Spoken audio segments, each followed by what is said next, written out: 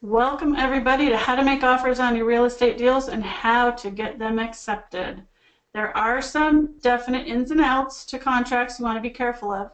You don't want to ever lose money, and there's a possibility if you're not careful, but if you do it right, you can also make a whole lot of money. So we're here to help you get your offers accepted.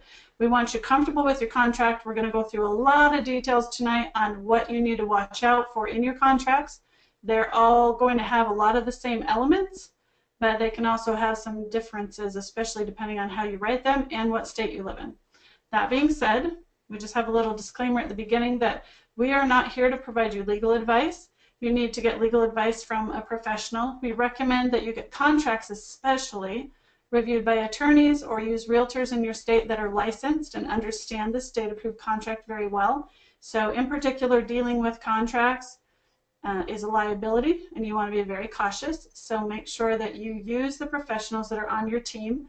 And by the way, if you haven't seen our team building webinar, you probably want to watch that and learn about some other professionals that you would be wise to get on your team as well. So starting with negotiating. You don't generally write up an offer until you've negotiated a little bit, although a contract can be the jumping off point in the beginning of your negotiations, depending on how you want to work that. But bottom line with negotiating is it needs to work for everybody. So when you start negotiating your contracts, remember that you need to go in clear. If you're clear about what your minimum and your maximum offer amounts are going to be, you're less likely to get into that emotional middle ground there where you're hot and heavy in negotiations and then you kind of start thinking you can over offer and you get yourself in trouble. So make sure that you run your numbers before you get into negotiating a final purchase, even possibly a beginning purchase offer. But you have to have your minimum determined in order to know what the seller is likely to take. But Steve taught me a really good trick. He said, make sure that you only offer after they've brought up the number first. So you always ask what their bottom dollar amount will be before you give your bottom number, because sometimes their bottom is lower than yours, and why would you want to pay more than what they're willing to take? So there's some really good advice from Steve Walquist, the other mentor of Accelerated Real Estate. And Steve, are you there? Can you say hi to everybody? Hello. Yes, I can. Excellent. So he'll be popping in and out with comments too, but that was some really good advice that I learned from another real estate investor who just happens to be my partner. So if you know what your limits are ahead of time, you're less likely to goof up your negotiations and get in over your head. But it is always good to have offer amounts that are your best case scenario, your mid case, and your lower end. And we'll get through that here on this next slide. Your A offer gives the seller's price but your terms. Your B offer is the middle ground on price and terms for the both of you. And then a C offer would be your price, the seller's terms. And by the way, the best thing about doing this kind of a setup with your A, B, and your C, or your 1, 2, 3 offer, is that in these scenarios, you always win because any of these will work for you. So then your job is just to figure out what works for the seller. And when you guys come to terms, boom, your negotiations are done. So when you're working with an agent, a realtor will assist you in getting offers accepted. Realtors are definitely helpful. It doesn't mean you have to use one in every deal that you do, but here are some of the pros of working with realtors that are licensed in your state. They can present and negotiate on your behalf. They provide a buffer between you and the other client, whether you're the seller or the buyer, and they also protect your interests. And when you are a seller, remember that your realtor needs to inform you of all offers presented, not just pick through and pick their very favorite one and present that to you. So make sure that they're clear. They are to show you every offer that comes to the table when you have hired them to be your listing agent. When you're making or taking offers in person to a seller, such as a for sale by owner here in the picture, you have more control over your negotiations, it is true, but you don't have an emotional buffer between you and them. So you need to make sure that you're comfortable negotiating. Otherwise, you would be wise to either have a partner come into the deal with you that is comfortable during the negotiations or hiring a realtor to represent you. And it is easier to explore the problems and solutions that the sellers might have. That is one of my favorite things about negotiating with the seller face to face. You get to hear more of what's going on, and you are the one then in charge of asking the questions.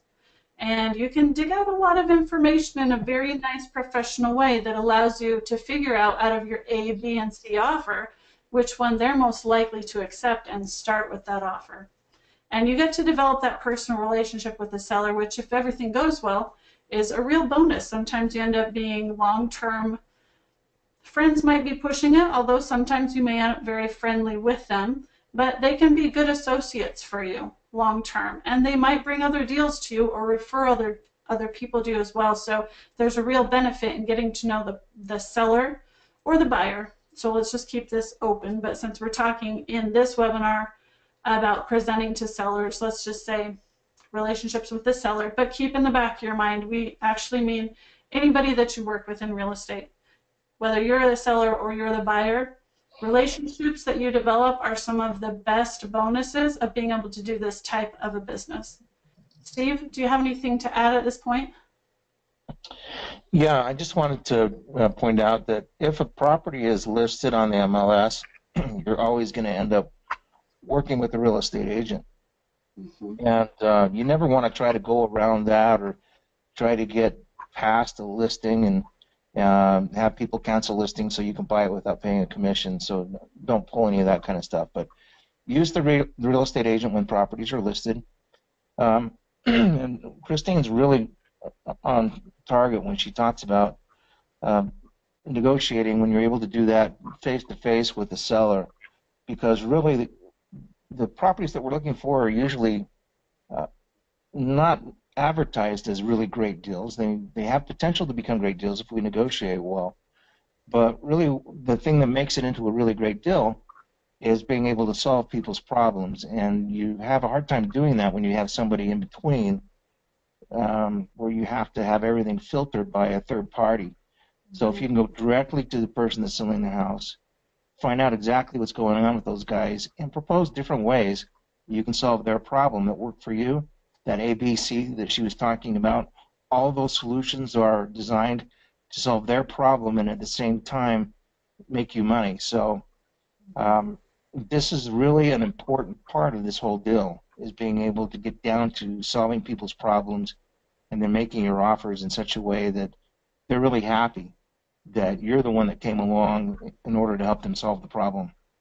Because otherwise, all they know is they need to sell the property and they think they need to do it for X number of dollars, and that might not even solve their problem all the way.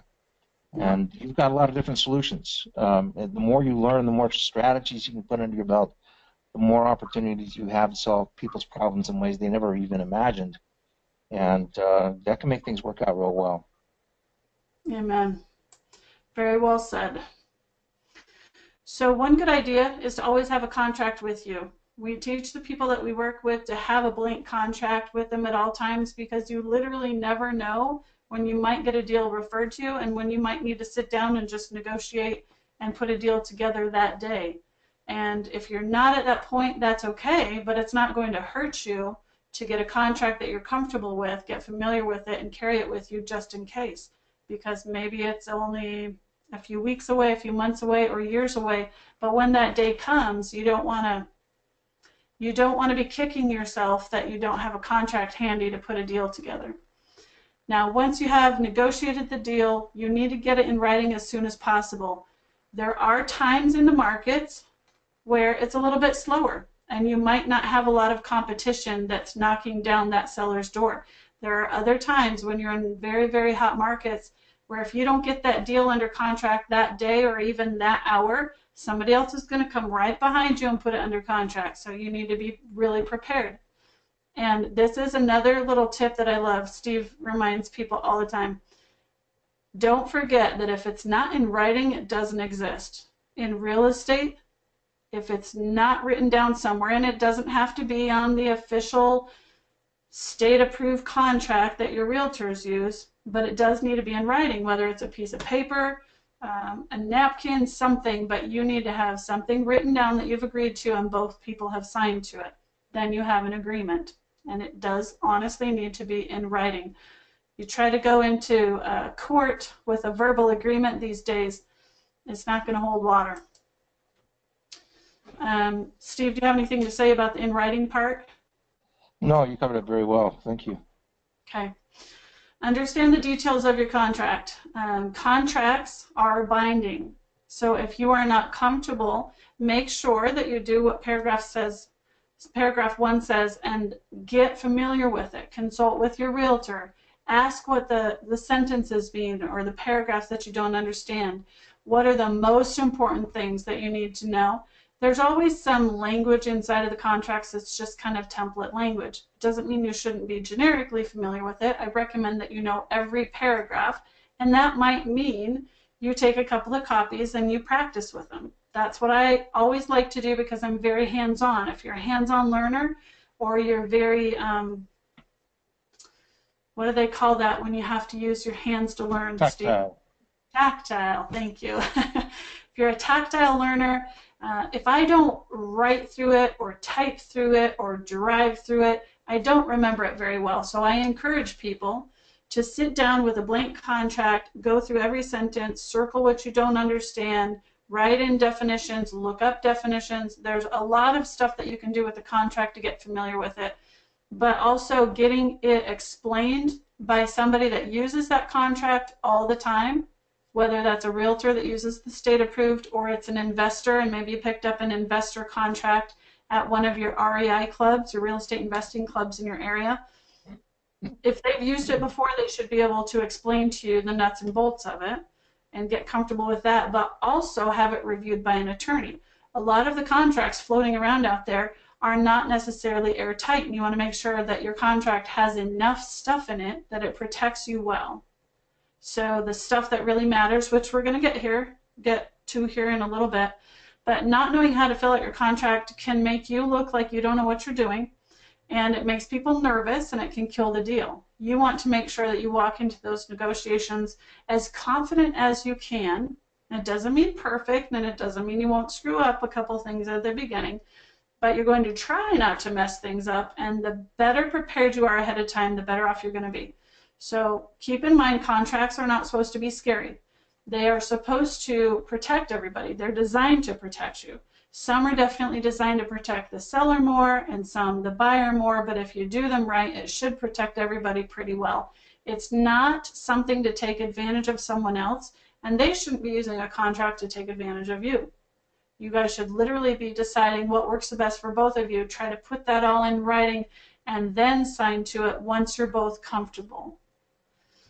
All changes that happen from the initial signing until closing need to be added to the contract by addendum.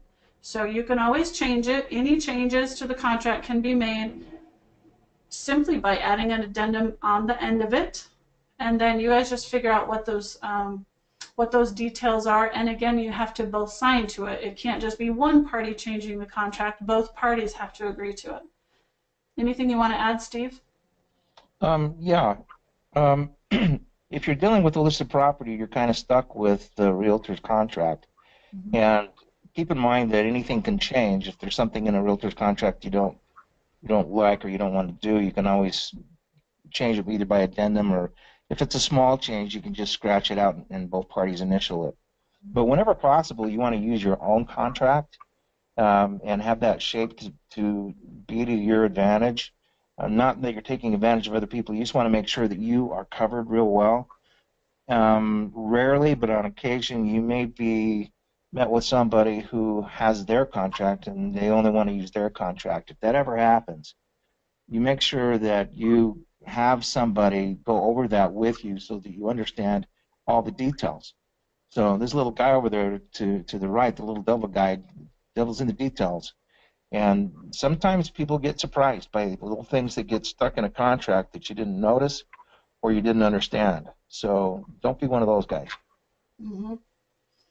And because we like to teach you what to do and what to watch out for, we also teach you some things not to do. So listening to what Steve's advising you to do, I would caution you to make sure that if there's a part of the contract you're not familiar with, you don't just change it and write in what you think it should be. You take a pause Just say, I need to get this reviewed by an attorney, get it reviewed, and make sure that you understand how that applies to you, especially if it's a big important part of the contract, not just a silly little thing like, can you keep the curtains or not, but something maybe that would be very expensive, or something that could get you in trouble.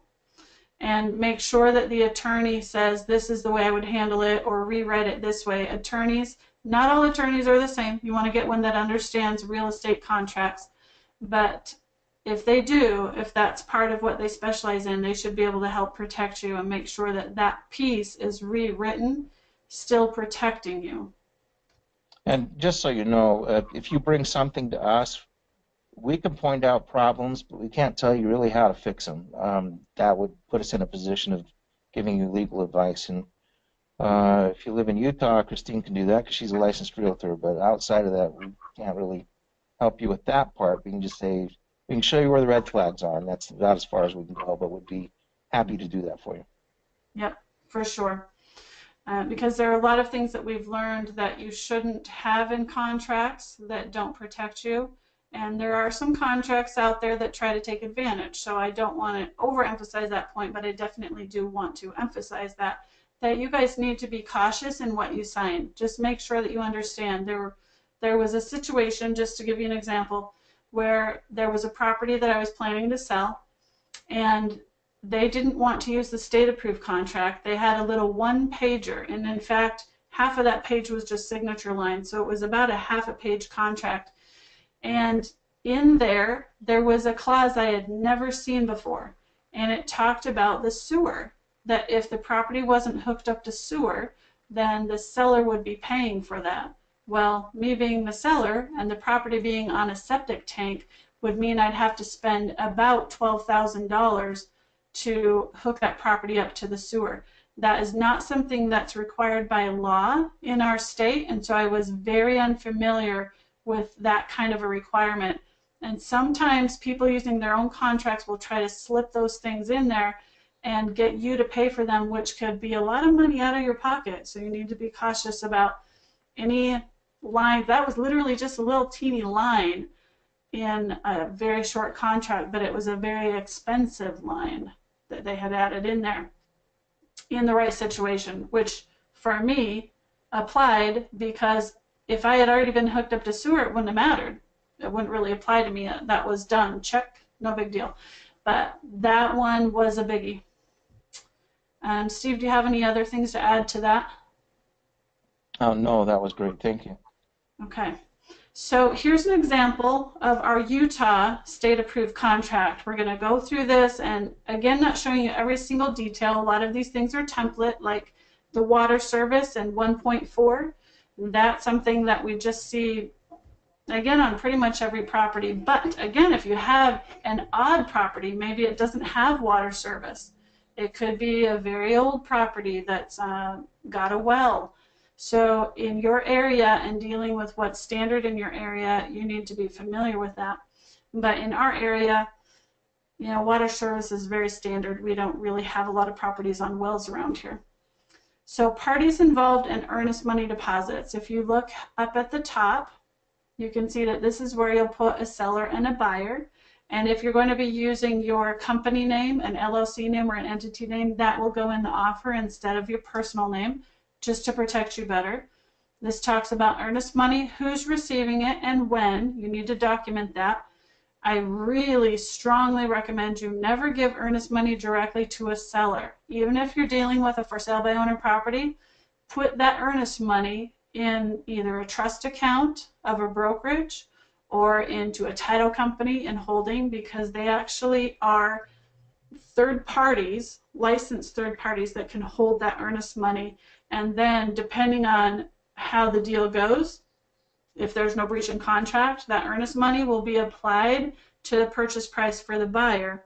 But if there's any default, then who gets to have that earnest money as liquidated damages will depend on what the contract says, what's written in there, what the deadlines are, who's responsible for what. So the earnest money can be at risk, and that's one reason we tell you be careful, because that's some money that can be lost without ever even doing a deal in real estate.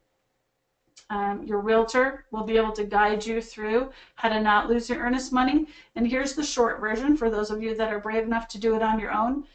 Make sure that if your earnest money is up, let's say you put $1,000 up for earnest money and you have 10 days to do your inspections, your due diligence. If you know that you want to back out of there because you got in there and your inspections revealed there was a huge methamphetamines problem or something like that, something you didn't want to tackle and you want to back out of the contract, then you can do that very easily up until that 10-day deadline. But after that deadline, it's much more difficult to get that money back. So think of your earnest money as most protected in the first part of your contract, which is your due diligence period. And then property identification, there will be a section on there that identifies what property are you even talking about. You're not selling a car, you're not selling a bike. This is real property, so it will have a tax ID number or parcel number, at least your mailing address, your street address that's on there. And in this contract, you can see it actually has two different lines. So one will have an address and one will have a tax ID or parcel number on there, and then it's double identified. Your contract may or may not have two lines. And then your purchase price and terms. What are you offering for the property? That's your purchase price, your offer price. And then terms can be, hey, we're asking for seller financing. We're actually teaching a whole series. We have a whole series on seller financing, different types that are available. That is a very fun, creative, think outside of the box, get your real estate deals done with very little or no money out of your own pocket. So seller financing is a fun one. But that has an actual line on our state approved contract right here. Item number 2, letter C. Or if you're getting a new loan, you'll put the loan amount. So let's just say, for example, you're putting 20% down on a rental property. Your new loan would be the 80%, and then your 20% would go down here in your balance of purchase price in cash at settlement. So the 20% you bring down to closing. And your earnest money is just the difference of whatever you put in for your purchase price minus your earnest money there, minus your new loan, and then add it in at the end again for your total purchase price. So all of your numbers that you're putting down for down payment or earnest money or types of loan, whether it's a seller finance loan or a new conventional mortgage, FHA loan, whatever kind you get, all of those numbers need to total your purchase price to be one number at the bottom. Steve, anything on that page? Oh, well done. Okay, thank you much. So on this page, it starts to get a little bit more into the area where it's not as standard. So some of these things start to break down into, are you using a realtor? Are you not using a realtor? When do you want to take possession? Are seller disclosures provided? So there are some whats in here that you guys need to talk about. What and when? That's what you're looking at on contracts. When do you take possession of the property? And normally that's going to be 30 to 60 days after you make the offer. But if you're doing a wholesale deal, it might be a week, it might be 2 weeks. It's generally a lot shorter. So you need to know what kind of offer are you making, what type of transaction is this, and when does closing make sense for you? When can you have the funds available?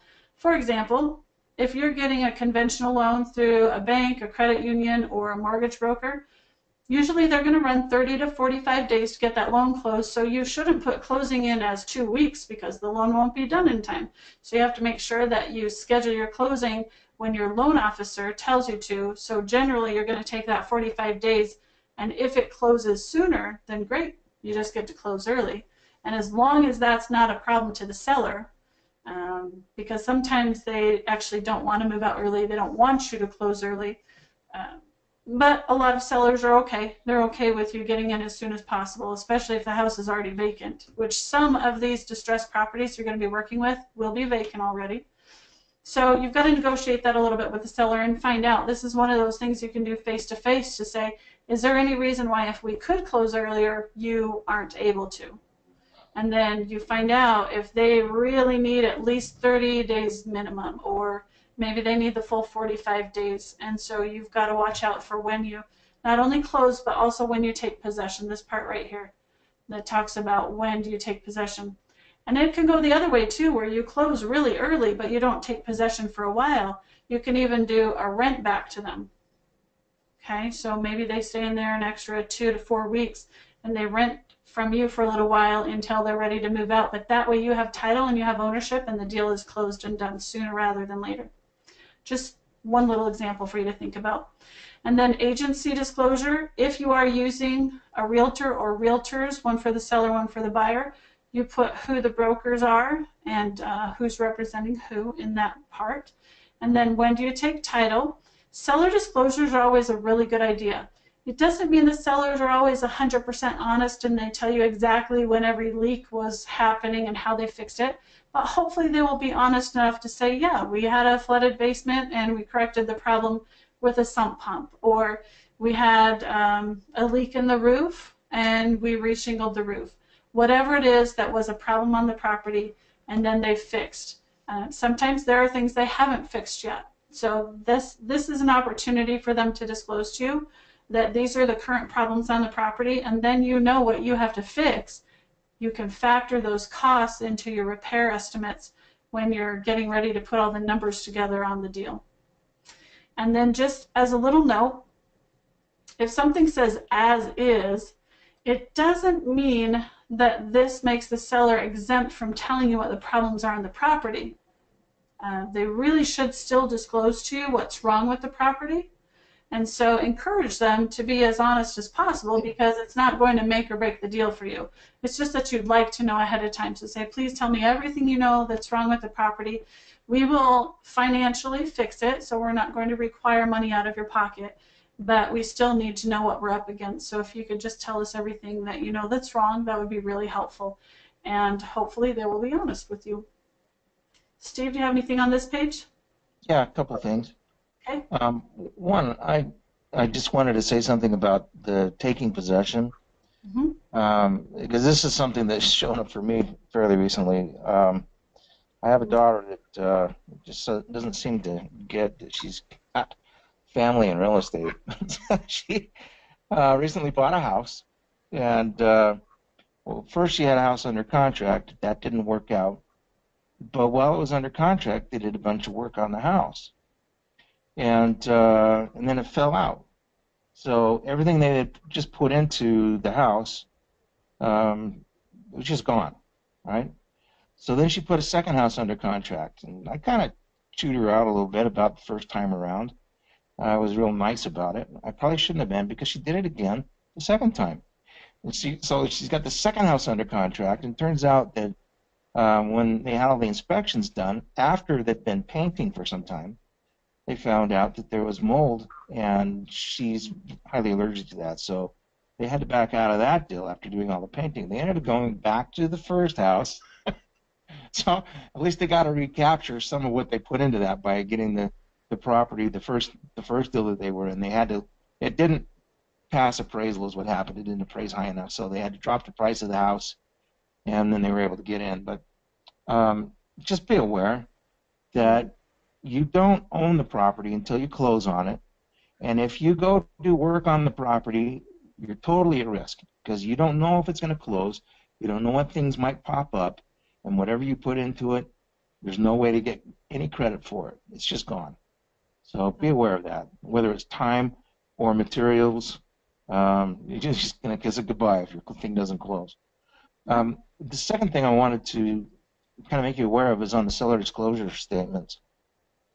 So if you're working with the bank, they're notoriously horrible about that sort of thing. They don't want to take the blame for anything. They're not going to disclose anything. Their statement is going to be, we never lived in the house. We don't know anything about the property, so you guys go figure it out. If you're working with somebody like HUD, they kind of go overboard the other way around. In fact, they'll usually post pictures of all of the damage that they think that they found, and they're going to put that up there so you can see it without even going to the property and make some decisions about whether you're going to go or not. Never make your decision based on what you see online. You still need to physically go there, because you don't know when those pictures were taken and what's happened since. But it can help you to make a decision not to go somewhere. So give you a shortcut or two if you're looking for properties that are government owned. But just be aware that when it comes to the disclosures, if you're selling, you assume a lot of liability there. So you want to make sure you disclose everything that you know about or that you should know about, and that you expect the same from anyone who sells to you other than if you're buying from a bank. Yeah, excellent. Thank you. Good details in there. The devil's in the details. I like that slide.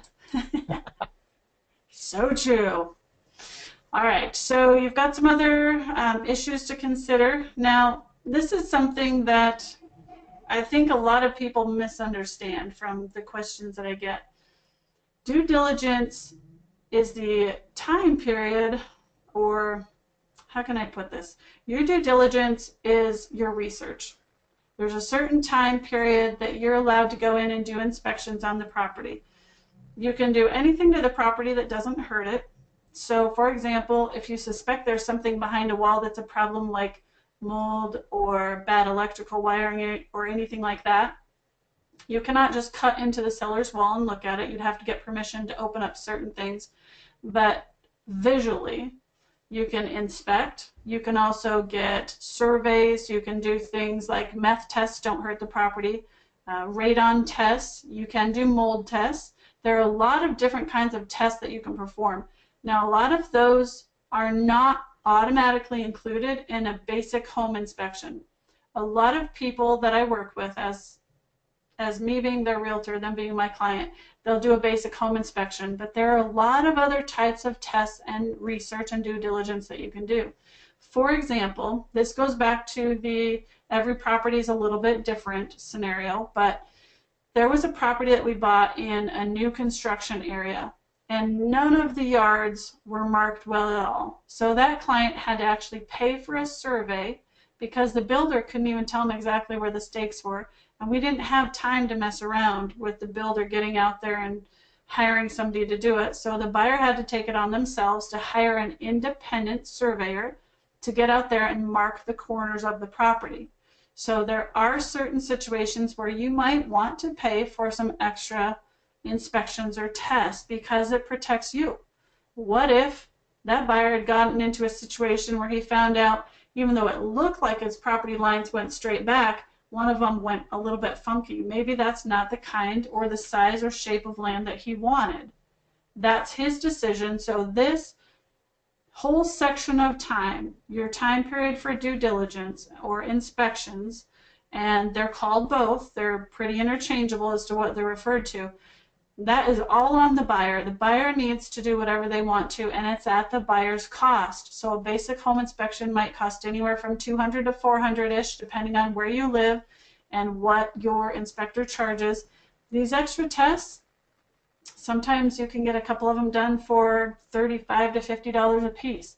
Some of them are very expensive. That one survey that my buyer got was one of the most expensive due diligence things I've ever seen. It was $750 for his own survey and to get the property corners staked.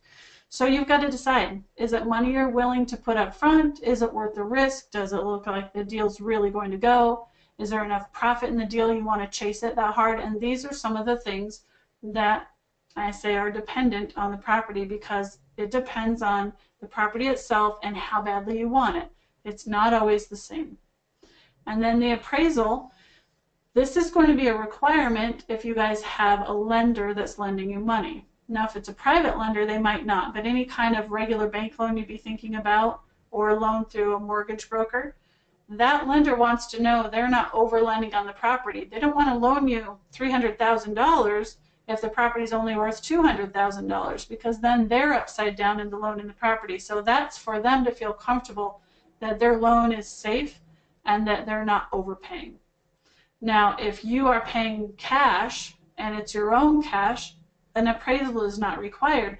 And a lot of times on investment properties, you're getting the property so undervalued, you don't actually need to pay for an appraisal because you already know that you're getting it less than it's worth on the market right now. That's a little different in like the example Steve shared with you about his daughter. So she's a retail buyer and she is offering at the top of the market. Basically, when you're buying retail and the house is in pretty good condition, you're generally paying what the property is worth on the market right now. There's not really a cushion. So the appraisals have a bigger tendency to come in under the offer price. So the appraisals don't match, and then the lender won't lend, and the whole deal falls through, like he was explaining with his daughter's house. This happens, and this last year, I've seen more of that than I've ever seen in 20 plus years of real estate investing. It's been a crazy year for appraisals. The appraisers are being conservative, and rightly so, because the banks got so upside down, so they're being cautious.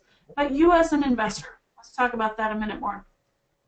As an investor, there really shouldn't be a lot of need for appraisals if you're buying the properties correctly. So I'm just going to say that it's completely up to you. However, if it's not your cash and you're using a private investor or even a partner that's bringing in the cash, if you're the sweat equity partner doing all the work and they're the funding partner, they might want an appraisal, especially if they don't have their finger on the pulse of the market and they don't know that it is as good a deal as you're telling them it is.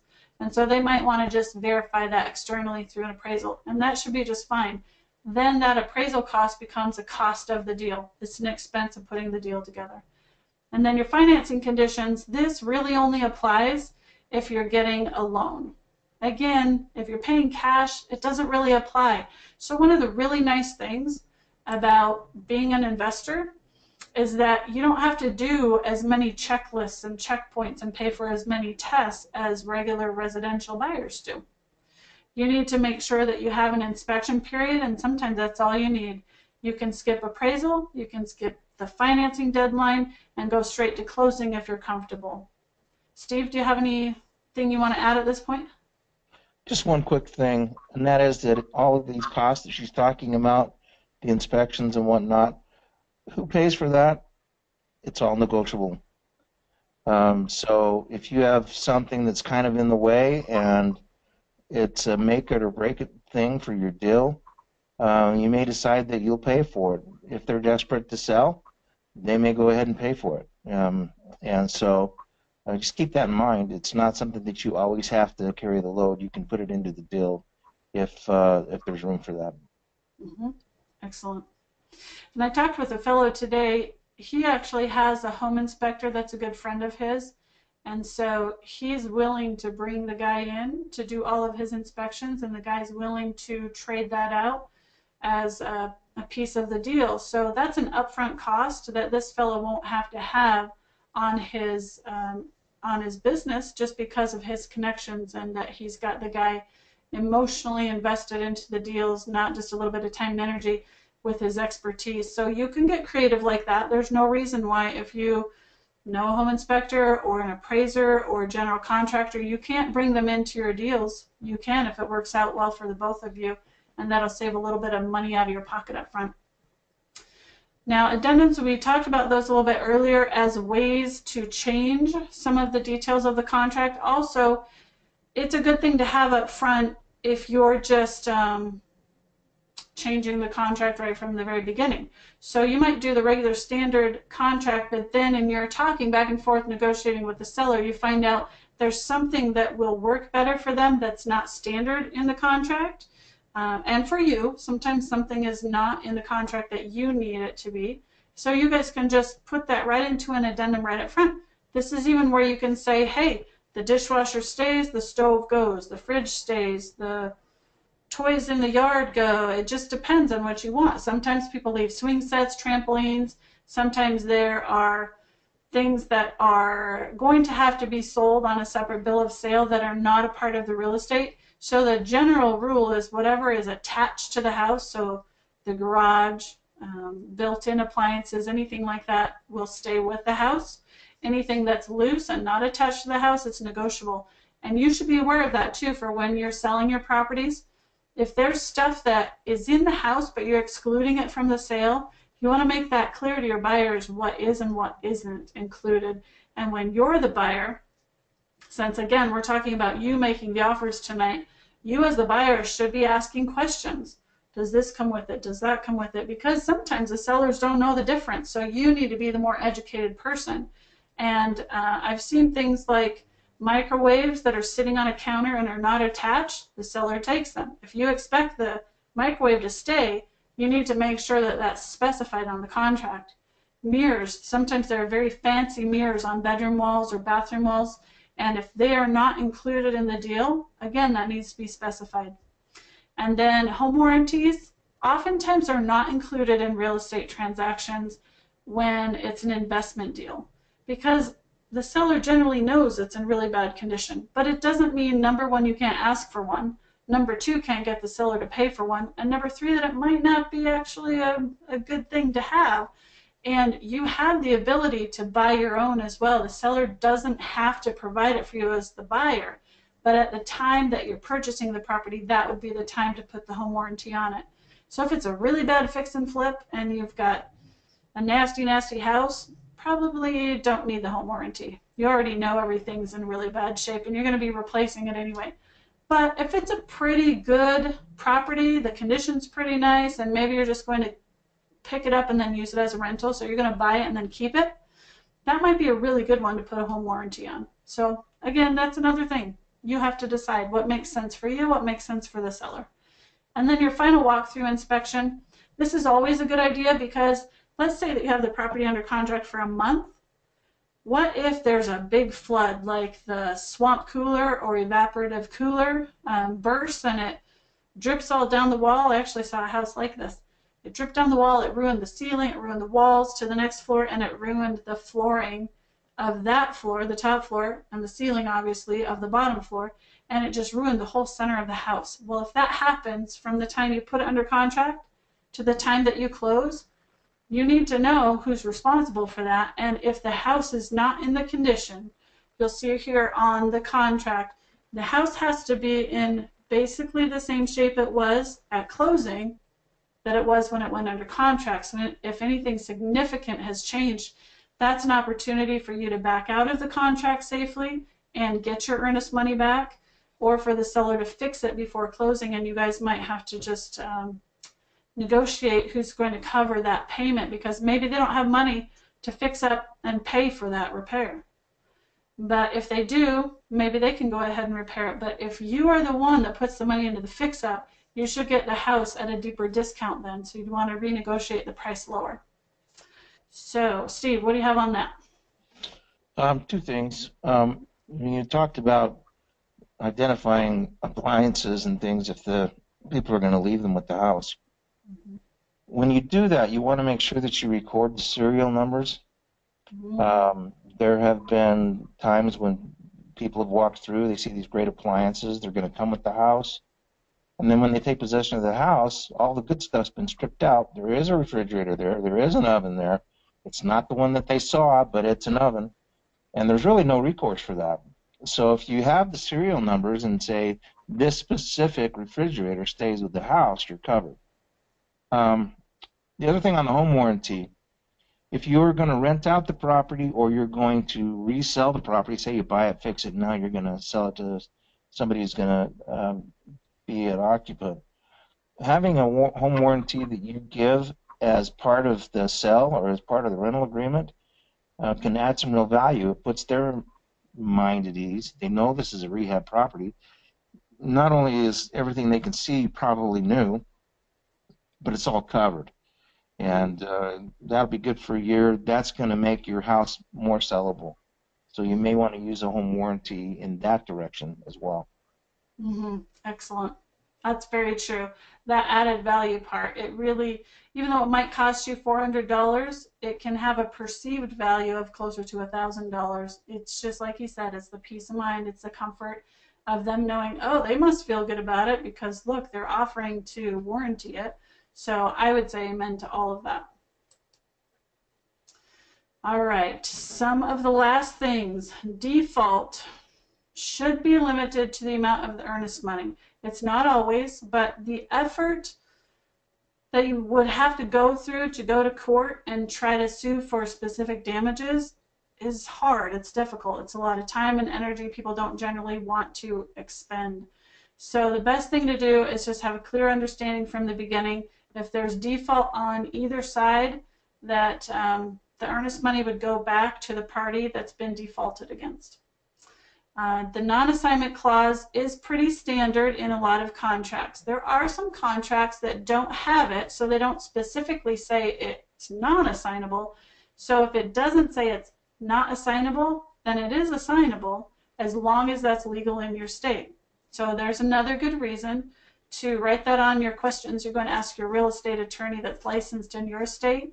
Do we live in a state that has automatically assignable contracts? For most people, this is going to be a yes. And remember this, just because the contract automatically says it's not assignable doesn't mean you can't change that if you and the seller both agree that it is assignable. So if you remember back to addendums, that's where you would change that. It's a big enough paragraph there that you wouldn't want to just cross out the whole paragraph and initial it. You want to actually write up a new little clause that will go on the addendum that says this contract is assignable, and just make it nice and clear that everybody understands that before both parties sign.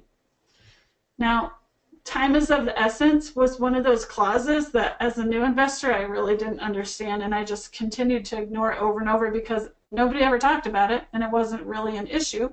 And a lot of times you don't know what something means inside and out until it becomes an issue, and then boy do you learn it the hard way. But this is one of those things that's pretty easy unless it's a deadline that's passed, and then it can be a hard thing to learn.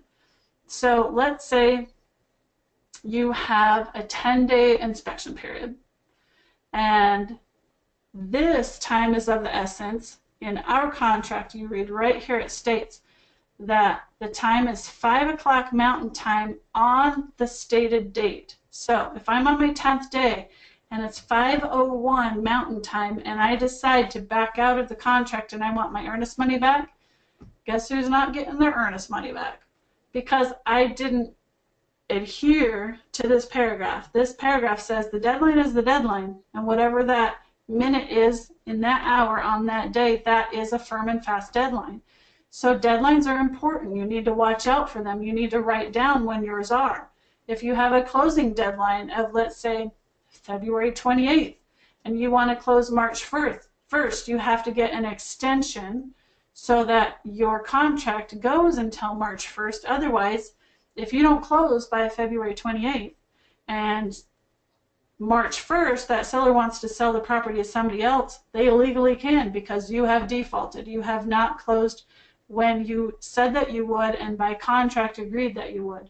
So that's how serious that paragraph can be. Although usually if you're within your deadlines, that's one of those paragraphs that will always get overlooked because it doesn't really matter until something like a deadline is missed. And when that happens, you hope it's not you. You plan that it's not you, and you be careful that it's not you that misses your deadlines. Steve? Yeah, I totally agree with you. That's just one of the most misunderstood phrases, I think, in contracts. Time is of the essence, and people usually interpret that to mean we're in a hurry. But what it means is your deadlines have meaning, and you got to follow those to the letter. Yeah. In fact, you're absolutely right. I remember thinking that time is of the essence. Well, of course time is important. Why wouldn't it be essential? But that's not what it means. Yes. It is a very misunderstood phrase.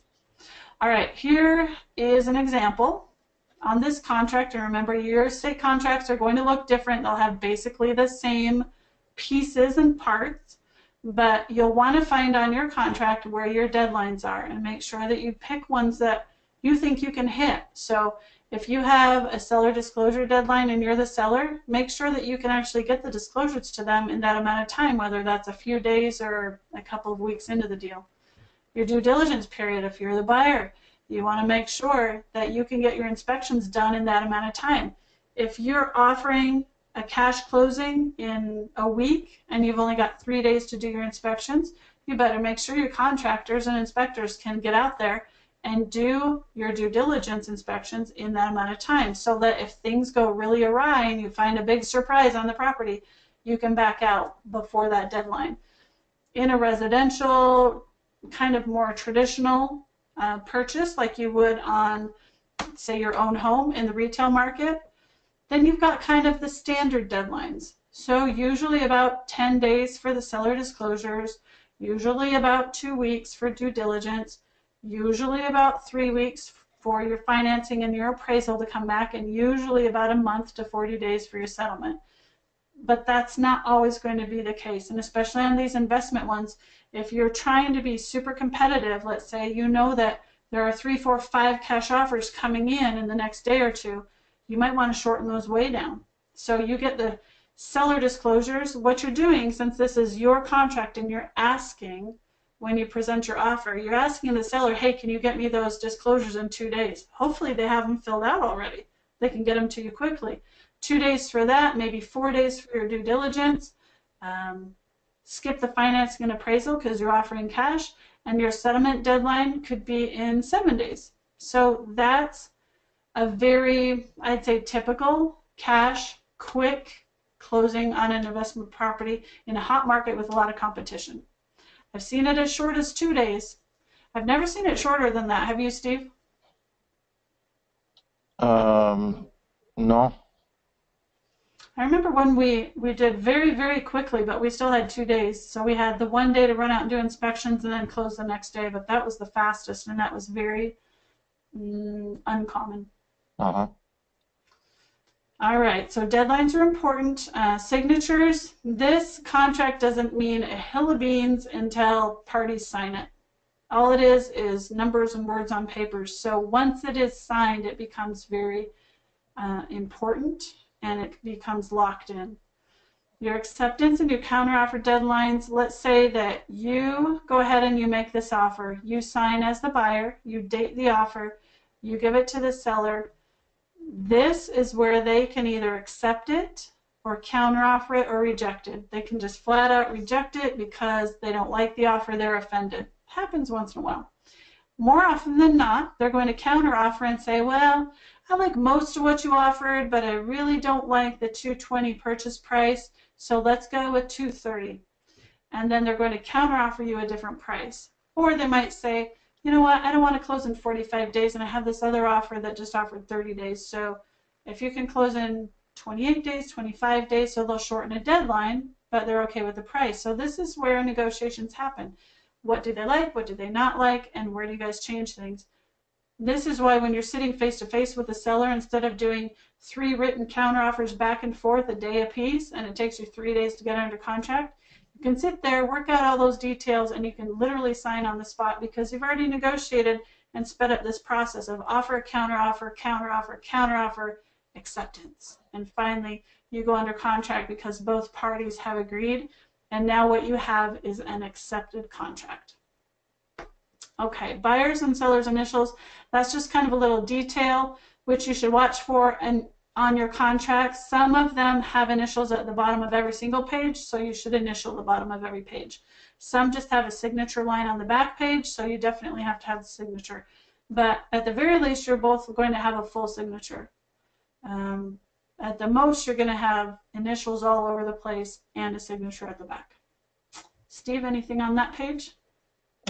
Just a couple real quick things.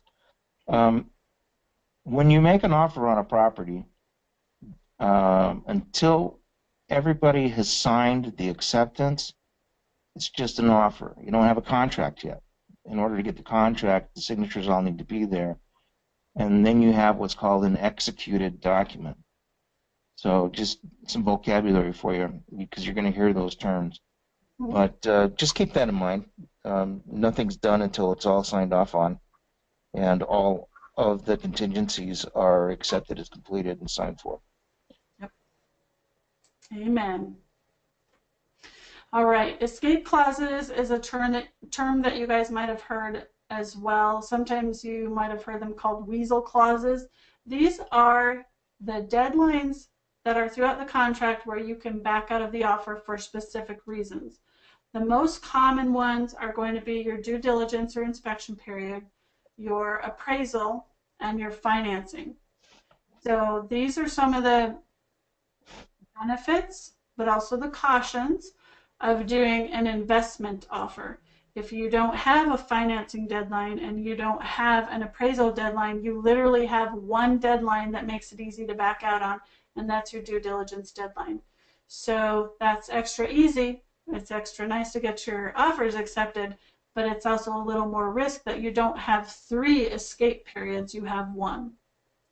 So the more clauses you have, the more iffy you look to the seller. It looks like, boy, they're almost trying to look for reasons to back out of the property. You want to look like you are writing a clean offer. So when we tell you, how do you get your offers accepted easier by sellers? Make them clean. Have as few contingencies as you need. It doesn't mean don't have the ones that you do need just so that you can get your offer accepted, because there poses some extra risk for you. But it does mean if you really don't need a certain deadline, don't put it in there. So avoid using weasel clauses. One of the most common that I heard way back when, I think, Steve, you can verify this too, but I used to always hear about writing, this offer is contingent upon my partner's approval. Well, then everybody started using that, and everybody started weaseling out just because they said, oh, my partner didn't like it. And it messed things up for legitimate, for people who were legitimately trying to use that as a reason, because some people did have partners that maybe couldn't get to the property for 2 or 3 days to inspect, but more people started using it as that, well, my dog's my partner, my couch is my partner, anything's a partner, because nobody had a clear definition of what a partner is and what a partner's approval is. So therein lies part of the conundrum to using deadlines and weasel clauses or escape clauses. So use the ones you need to, avoid the ones you don't, make it as clean as possible. The fewer contingencies you have in your offer, the more likely you are to look desirable to a seller who might have multiple offers sitting in front of them, and they're trying to pick the one that looks the best and the most likely to close. Steve? Yeah, I just want to second what you said. It's a real important thing to keep it as clean as possible. And frankly, it'd be a very unusual circumstance where the inspection clause can't get you out of any trouble you might run into. It's really the only one you'll need. And if you're dealing with a bank or a government entity, it'll kill your deal to put anything more than that in there. And so just be aware of that. Making it clean is essential for those guys because they don't want to have to deal with any additional problems whatsoever. And so it can't be due to termite inspections or anything. It's just your inspection period, which is kind of a separate thing from all of the other stuff that can go on, partners, et cetera, et cetera. Just make it your due diligence period. When that ends, if you give them in writing withdrawal of your offer, you don't have to even name why you're doing it. Just it didn't pass. That's all you need. And by the time you get to that deadline, you should be pretty darn sure of what you got. And so don't waste it. Get your guys in there looking at it so you can get a good deal about what needs to be done and what it's going to cost, whether the deal still works for you. Yeah, some of your contractors might be scheduled out 3, 4, 5 days until they can get to the property. So if you don't get them scheduled ASAP once you go under contract, then you might be pushing to the very end of your due diligence period and run the risk that you miss the deadline. And sometimes you can extend the deadline. It is a possibility, but it's not an obligation the seller is under. So you really need to try to get your inspections done as soon as you go under contract. And then if you maybe can't get the roofer out or the plumber out right away, you've got the other inspections out of the way. And like Steve said, you have a pretty good idea if this is going to work or not. And then that last guy or two that's a little further scheduled out, they can get there, give you the final bids, and tell you, yes, this is fixable or doable. And then you guys can still stay safely within your due diligence period. Now, one last thing. When you've done your due diligence and you've come up with the cost of the repairs, if that ends up being more than what you thought and now the deal is no longer workable, it doesn't necessarily mean the deal is dead. You need to contact the seller, let them know what you found, let them know what you think it will cost, and let them know that unless they can adjust the purchase price to accommodate for that, you won't be able to close on the deal. And then it's in their court to decide whether or not they want to do that or not. knowing at that point that anybody else who goes and does that inspection is going to come up with the same answer. So they'll be rolling the dice if they tell you no. So don't be afraid to do that. Don't make it a habit to just give somebody an offer with the idea that you can always renegotiate. So do your best to nail down the numbers before you get to that point. But once you get your inspections done and you have a dollar value, then you can decide whether or not to complete the deal or whether to ask them to reduce the price, or whether it's just time to walk away. Mm-hmm. Excellent. Thank you. And then this last part is an example of a 2-pager contract. So we took you through the state approved, which is kind of long, although not as long as Texas. We heard, what did Jada say that Texas contract is? 16 pages? 16. I think California is 17 last time I heard. Who knows what it is today. So I don't know what they think is so important to put into 17, 16 pages, but most of what you need, the critical stuff, can usually be mapped out in 2 to 3 pages. But the state approved ones that the realtors use and the attorneys for the state have decided better protect everybody, they tend to be a little longer. However, a lot of investors prefer to use a shorter contract, and here's an example of one. So we did just provide this as an educational kind of look-see, but this is the kind of thing that you can do where it still has the critical elements. You've got the subject property identified, you've got the parties involved, you've got what money is going where, so you've got a purchase price and earnest money and deposits and all of that kind of information, but it takes out some of the legalese that's in a lot of the other contracts. And we're not going to say what's best for you to use. That's for you to decide and your attorney to approve. So now on to Q&A. Does anybody have any questions?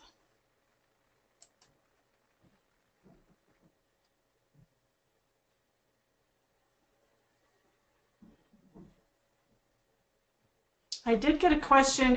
It's kind of related to using a realtor and purchasing out of state more than it is specifically to contracts tonight.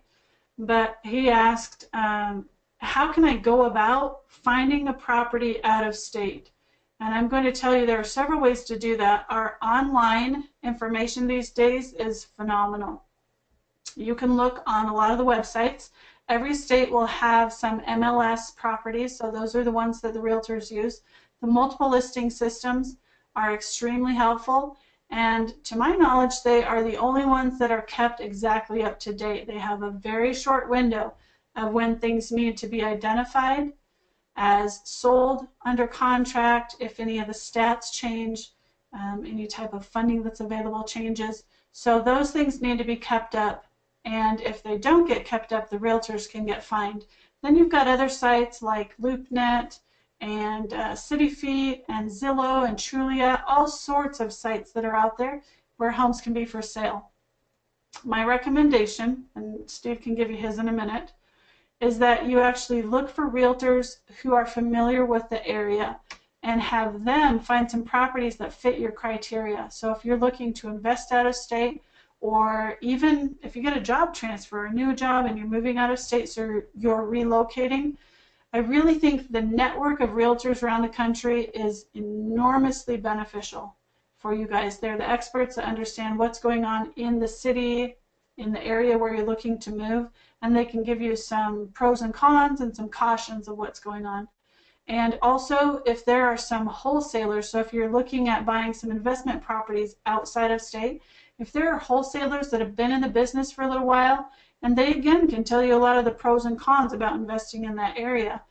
Now, you do need to still do your own due diligence, whether you're buying through a realtor or an investor, a wholesaler, a bird dog, anybody else. But those are some safer ways than others to find people that actually know the area, and you're not just buying, say, off of a tax lien sale, sight unseen. So do your research, be cautious. Steve, if somebody were moving out of state, what would you tell them to do? Or if they want to invest out of state, what are the biggest cautions you'd give them? Well, I think getting hooked up with any of the local real estate investment clubs would be very helpful. Mm-hmm. But aside from that, I think you covered it very well. I can't think of anything else I would have them do. But if you're going to do, and if you're going to invest out of state, one of the things I would recommend is that you create a pool of stuff that you're going to invest in. So you've got several things in the same area, so that if you're going to travel and go to that area, you can get all of your stuff at once rather than bounce around to a bunch of different places.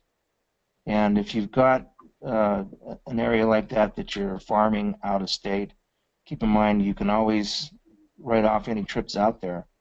But you're going to probably want to go visit at some point and get to know some of these people that you're dealing with. Yeah. But once you feel secure in working with folks and you've got a good team behind you, it's really not necessary to go see everything. And you just build enough into your offers. If you're wholesaling, that becomes very easy to do. If you're going to buy something and hold it as a rental, there's some more due diligence that you'll need to do, and you'll need to be more secure with your team because you're going to assume some liability there. But those are things I'd be concerned about. Excellent. Good advice. And some of you might say, oh, that's so expensive. Well, it is an added expense, but if you think about what you're doing and the potential for income with these kinds of properties, let's say you wanted to invest in the Midwest and you heard that Ohio had a lot of good properties that you could pick up for cash flow. Well, I think I would definitely feel more comfortable spending $800 to $1,000 flying out there once or twice and spending a couple of nights just at even an inexpensive hotel, and spending a couple of days driving around the city, getting familiar. If you book some showings with realtors, they tend to be very accommodating. They can drive you around to usually 8 to 10 properties in a day pretty comfortably. Yeah, you're tired at the end of the day, and yes, you will want to take a notebook and do a lot of notes and make sure you take pictures, because after the fourth or fifth one, you start getting a little woozy and you forget which one had the bathroom off the kitchen and which one had the pink wall instead of the blue wall.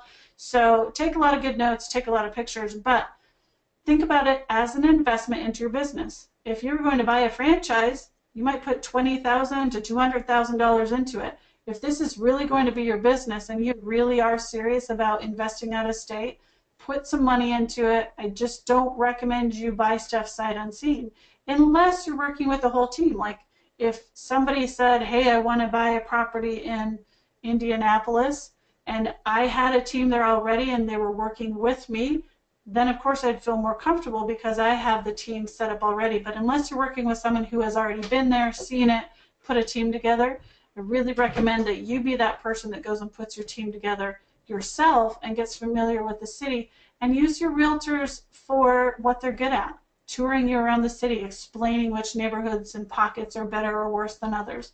And a plane ticket or a short drive to get there and a couple of days on the ground, seeing 8 to 10 properties a day. You think about that, 10 a day, you can get 20 to 30 properties in over a weekend, and that's a lot of properties to see. And hopefully your realtor or your wholesaler, if you're working with them and they're narrowing things down for you, they've got a lot of properties lined up for you to see, and then that helps you make better choices. So yeah, one last thing. Yeah. You can use Google Earth or MapQuest or some of those other places that have Street View and who have the overhead view. Sometimes that could be a real advantage. I was looking at a condo on the 3rd floor, and they had just glowing comments about this thing and the beautiful mountain views and everything. It was on the east side of the building looking towards the mountains. And I hopped on Google Earth, I think it was, and just did the bird's eye view of the place. And yeah, fantastic mountain views, but you also had a fantastic view of a wrecking yard next door. So, I was like, it's not enough to confirm that you want to do a deal, but sometimes it's enough to let you know that you don't want to go out there. Yes. So use those tools. Excellent. Good advice. Do we have any other questions from the audience?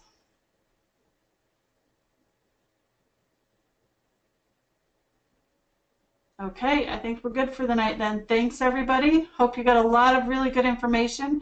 If you are interested in our ongoing promotions, you can check out our website at www.iliveaccelerated.com, or find us on Facebook. We have our Facebook page at Accelerated Real Estate Investing. Just search that in the search bar, you will find us. And you can also check out our personal Facebook pages. A lot of times we have little videos or posts on there. And so Christine Bench, B-E-N-C-H, Savy, is my Facebook page, and Steve Walquist. You don't have any middle initial on there, right, Steve? It's just Steve Walquist on your personal Yes. page? Okay. Yes. You can find him as well. So ask us any questions. We're here to help you achieve your real estate dreams. We're big believers in coaching. We understand that even professionals have coaches. The top salespeople have their own coaches. The top business people have their own coaches. The top athletes have their own coaches. So if you desire to have a coach, that's what we are here for. So we offer you our services. Let us know what you want to achieve, and we will help get you there. You guys have a blessed week. We'll be back next Monday night. We're going to start the Investor Mindset and Success Mindset series. So it's all about how to be successful, not just with real estate investing, but with a whole lot of other things. So come and join us for the month of March, and we look forward to having you with us. Thanks, everybody. Thank you. One thing before you pop off. Oh, yeah. Ty? Yeah, just one thing. You can actually go to YouTube as well and type in I Live Accelerated. And we have 10 or 11 videos on there right now. All of this stuff that we've done over the past couple weeks in the Investor Series, they're on there as well. So that's a good place to hop over to if you're interested in getting started. So those are all up there as well. Yeah, congratulations on getting that launched, by the way. Could you say the name again? Because I haven't even personally been on there, but I'm going to do that tonight. And then everybody can hear it again. And just know that even though we have some videos on now, we will be expanding that YouTube channel here over the next. That's going to be exciting because I'm gonna campaign you and Steve, if you're up for the task as well, to start putting on some shorter tutorial style things. So we'll take a topic and we'll kind of just do 5 minutes, 10 minutes of that. Excuse me, my voice is a little raw tonight. So that'll be really fun to watch for. But I Live Accelerated. That's all you'll have to do is just go onto YouTube and just type that in. Nice. I believe there's one other channel that pops up, but you'll be looking for the one that has 10 or 11 videos on there right now. But also our Facebook page has links to it as well. So there's two ways to kind of get to it. All right. Okay. So. If they just search on YouTube, are there any spaces between the words, or it's all together? I Live Accelerated. No, just type it in as one word, and it will be the first one that pops up. And like I said, there's 11 videos on there, and we've also put up some of the time management made easy, so that's really fun. That's also the fear webinar that we did a while back. And the mentors as well as on there, so people will get to know your guys' background better, and the other one about the fear of what holds us back from getting started in our ventures. So great. Those are on there as well, and then this will be up there later tonight too. Okay. Very good. Congratulations getting that done. No problem. Yeah, my pleasure. All right, you guys, more to come. Stick with us this year. We're going to be doing these free webinars almost every single Monday night, 5 to 6 Mountain Time, and we would love to have you on permanently. If you would like to get on the permanent email list so you can get the recordings every week, Tyrell is the guy to get a hold of. He's on the I Live Accelerated Facebook page. Oh, sorry, the Accelerated Real Estate Investing Facebook page. And you can find him at the iliveaccelerated.com website. So one or the other places, you'll find him. He's very helpful. So if you have any questions at all, he's happy to answer them also. And if he can't answer it, if it's a real estate question, he'll get you to Steve and me, and we'll take you from there. So you guys be well. Thanks for joining us, and we hope to see you with us next week. Bye-bye.